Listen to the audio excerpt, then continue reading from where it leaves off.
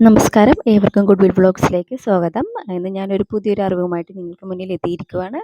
അതായത് ഗുരുവായൂർ അമ്പലനടയിൽ വാഹന പൂജയ്ക്ക് വരുന്നവരെല്ലാവരും പ്രത്യേക ശ്രദ്ധയ്ക്ക്. അതായത് കിഴക്കേ നടയിൽ വന്ന് വാഹനം പൂജിക്കുന്നവർ ആ കൗസ്തുഭത്തിൻ്റെ ഇടയിലൊരു ചെറിയൊരു വഴിയുണ്ട്, അതായത് ഗേറ്റുണ്ട്. അതിൽ കൂടി കയറി വന്ന് അവിടെയാണ് ഇപ്പോൾ പുതുതായിട്ട് വാഹനങ്ങളൊക്കെ പൂജിപ്പിക്കുന്നത്.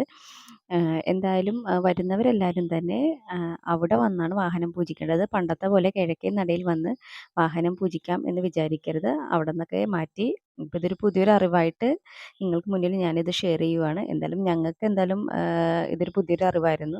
അപ്പോൾ അത് നിങ്ങളുമായിട്ട് ഞാൻ ഷെയർ ചെയ്തിരിക്കുവാണ്. അപ്പോൾ വരുന്നവരെല്ലാവരും തന്നെ കൗസ്തുഭത്തിൻ്റെ ഇടയിലുള്ള ആ ഗേറ്റിലൂടെ കയറി വന്നു കഴിയുമ്പോഴത്തേക്കാണ് ഇപ്പോൾ പുതിയതായിട്ടുള്ള വാഹന പൂജയുടെ ഏരിയ എന്ന് പറയുന്നത്. അപ്പോൾ വാഹനങ്ങളൊക്കെ ആയിട്ട് വരുന്നവരെല്ലാവരും അവിടെ വന്ന് പൂജിക്കുക.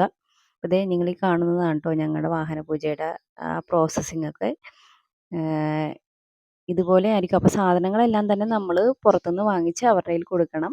ചന്ദനത്തിരി, അതുപോലെ തന്നെ നിങ്ങൾക്ക് മുല്ലപ്പൂവോ എന്തെങ്കിലുമൊക്കെ എക്സ്ട്രാ വേണമെങ്കിൽ അതും ഇതിൻ്റെ കൂടെ വാങ്ങിക്കാവുന്നതാണ്. അതുപോലെ കർപ്പൂരം, പിന്നെ അത് നമുക്ക് അവിടെ നിന്ന് കിറ്റിൽ എല്ലാ സാധനവും സെറ്റ് ചെയ്തിട്ടുണ്ടാകും. പൂക്കടയിൽ എല്ലാം ചെന്ന് ചോദിച്ചാൽ മതി, എല്ലാ സാധനങ്ങളുമായിട്ട് അവർ തരും നമ്മുടെ കയ്യിലേക്ക്. അപ്പോൾ എന്തായാലും വരുന്നവരുടെ എല്ലാവരും പ്രത്യേക ശ്രദ്ധയ്ക്ക് ഞാനിത് ഓർമ്മപ്പെടുത്തുവാണ്.